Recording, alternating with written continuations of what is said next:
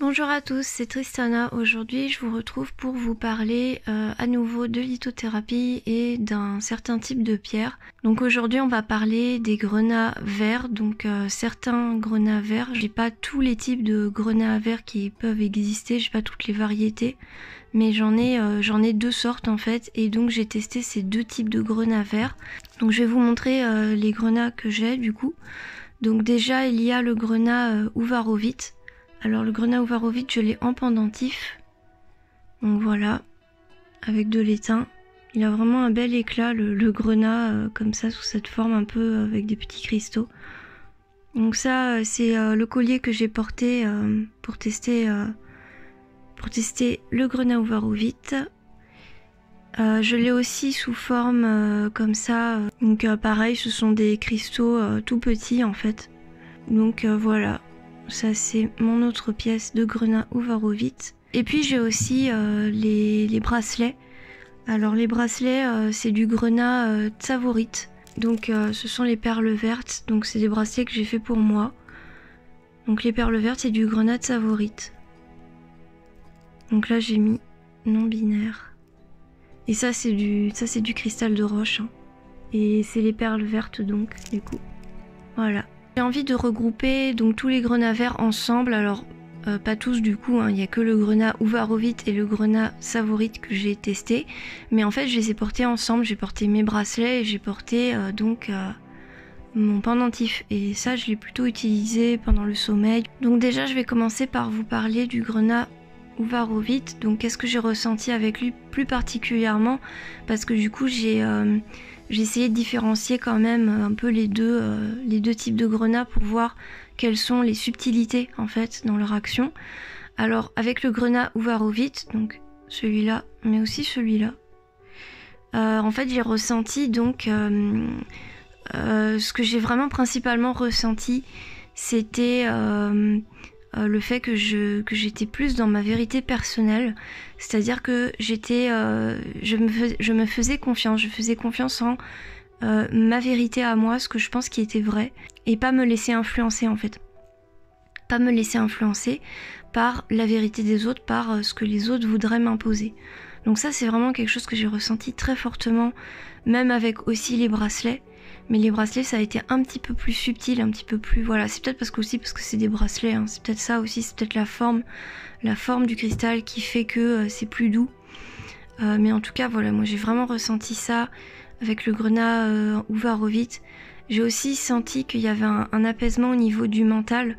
Donc le mental qui a tendance à tout le temps se faire des histoires, tout le temps se raconter des histoires, et ben ça a beaucoup apaisé tout ce que je pouvais... tout le côté rumination mentale en fait. Donc j'ai noté que j'étais plus calme au niveau de mes pensées. Au niveau des émotions, mes émotions étaient plus construites entre guillemets. C'est-à-dire que en fait, je restais fidèle à moi-même et je me prenais pas la tête. En fait, je restais fidèle à ma vérité, mes ressentis à moi.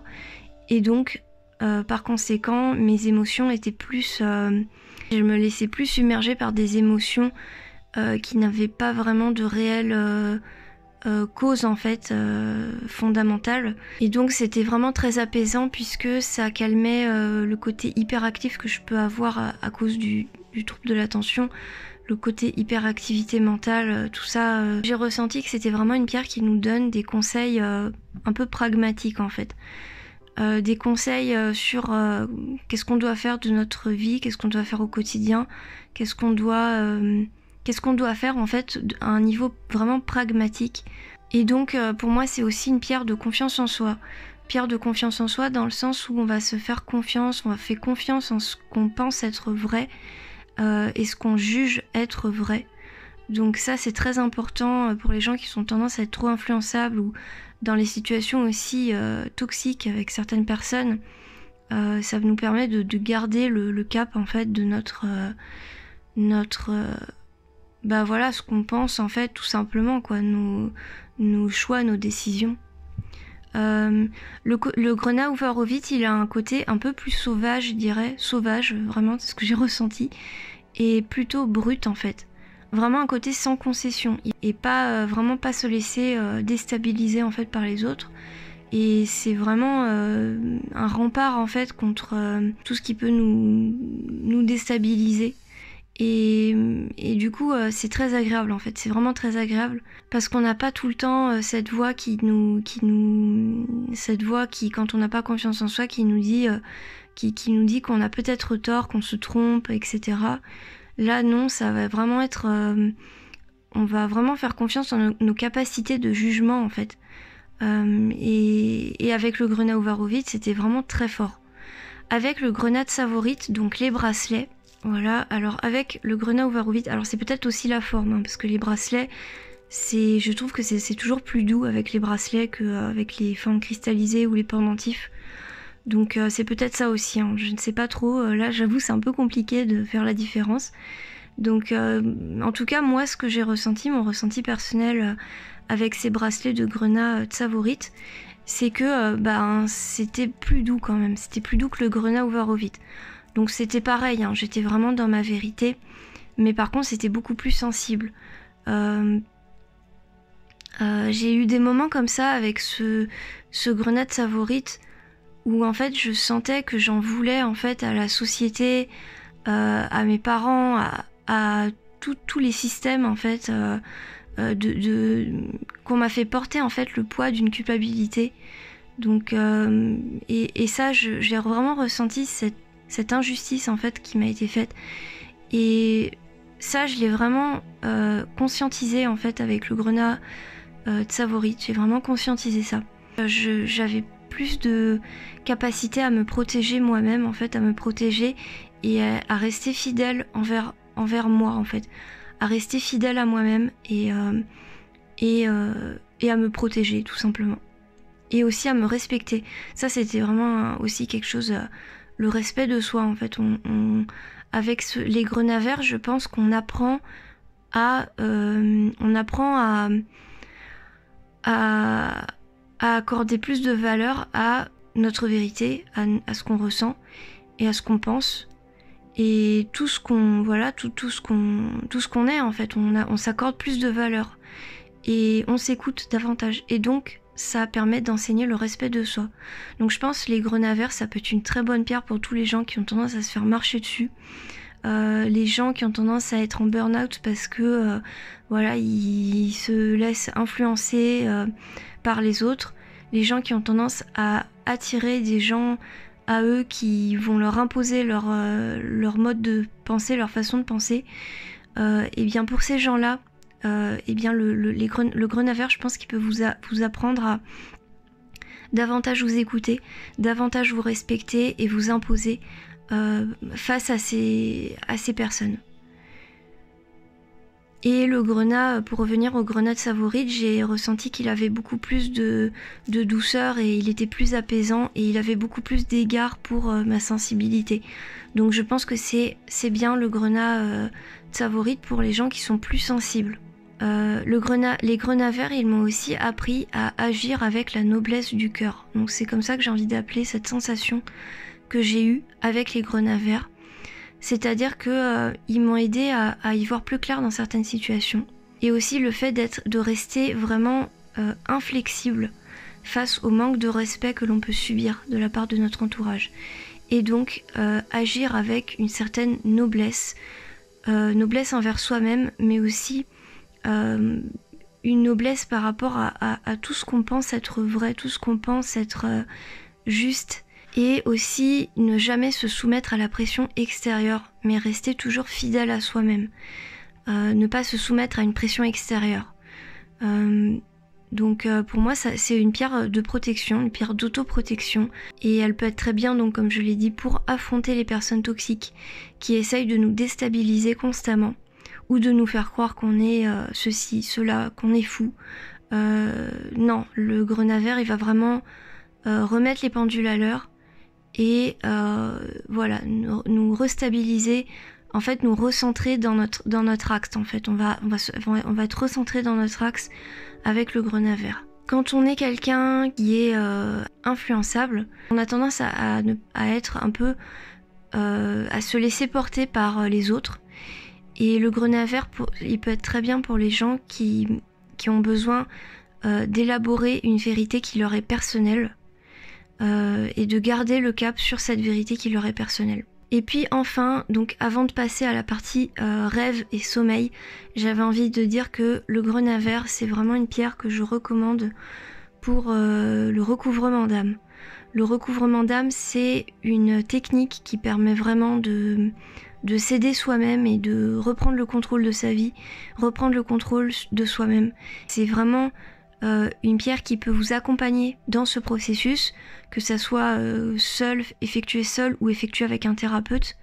Donc c'est une pierre qui peut vous aider si vous la portez, parce qu'en fait elle a un côté très restructurant et elle va permettre de se recentrer sur soi et se recentrer sur son axe. Donc elle peut vraiment aider au recouvrement d'âme, puisque le recouvrement d'âme, il s'agit de se retrouver et de se restructurer, réintégrer une partie de nous-mêmes pour l'intégrer à notre personnalité. Et donc ça demande une restructuration. Donc je vais passer maintenant au sommeil, au rêve. Qu'est-ce que j'ai pu expérimenter donc avec le grenat vert au niveau du sommeil et des rêves. En fait, des fois j'avais un sommeil très reposant, sans rêve, voilà. Des fois j'avais des rêves très fournis, très construits, très détaillés, très scénarisés. Mais ça, c'est quelque chose que j'ai assez souvent, mais je pense que ça s'est renforcé avec le grenat vert. Le côté scénarisation du rêve, en fait, vraiment, c'est-à-dire qu'il y a un début, il y a une fin, et il se passe vraiment tout un scénario, et il n'y a pas de moment, des choses qui sont illogiques, en fait. C'est-à-dire que c'est vraiment comme si c'était un film, en fait. Et d'habitude, je suis un peu comme ça, c'est-à-dire que je fais des rêves, ça pourrait être des histoires ou des films, mais en fait... là, avec le grenat vert, ça s'est vraiment accentué. C'est-à-dire qu'il n'y avait pas du tout d'incohérence, en fait. Et j'ai eu aussi des cauchemars très intenses, surtout au niveau émotionnel, en fait. Des cauchemars au niveau émotionnel, où je me réveillais en pleurant. J'ai eu plusieurs fois ça, et c'est vrai que se réveiller en pleurant, c'est quelque chose qui m'arrive quand même de moins en moins. J'ai moins ça maintenant, et là, c'est revenu avec le grenat vert. Vraiment des sensations de désespoir, de tristesse absolue. Donc voilà, j'ai eu ces 3 types de rêves. Donc sinon, à part ça, j'ai pas noté de thèmes différents d'habitude, hein. C'est toujours les mêmes thèmes récurrents qui reviennent, les mêmes situations, les mêmes personnages. Des fois ça me fatigue en fait, parce que je fais tout le temps les mêmes types de rêves et c'est fatigant. Mais en tout cas voilà, j'ai pas remarqué de changement, et c'est vrai que des fois j'utilise les pierres pour moins faire des rêves tout le temps les mêmes en fait. Et là c'était toujours un peu les mêmes thèmes quoi, donc bon. J'ai aussi fait des rêves très spirituels, donc des rêves en lien avec mes guides. Mais après je pense que c'est peut-être quelque chose de personnel, je ne sais pas, je pense que ça dépend des gens. J'ai aussi fait des rêves de vie antérieure, donc des rêves qui se passaient dans l'Amérique du Nord avec des natifs en fait, donc des Amérindiens, et donc des situations dans la nature où j'avais vraiment l'impression de vivre la vie que pouvaient vivre en fait les Indiens, les natifs américains à l'époque où il n'y avait encore pas de colonisation, je ne sais pas. J'avais vraiment une sensation de profonde liberté. Et donc j'avais l'impression aussi d'être en contact avec des gens que je connaissais peut-être dans ces vies antérieures. Donc ça, j'ai fait pas mal de rêves comme ça, de cette situation-là en tout cas. Mais j'ai aussi fait des rêves de situations antérieures de ma vie actuelle. Donc souvent c'était toujours les mêmes mises en scène. Et donc c'est comme si je revivais en fait. C'était un peu un scénario infernal où je revivais les mêmes traumatismes en boucle.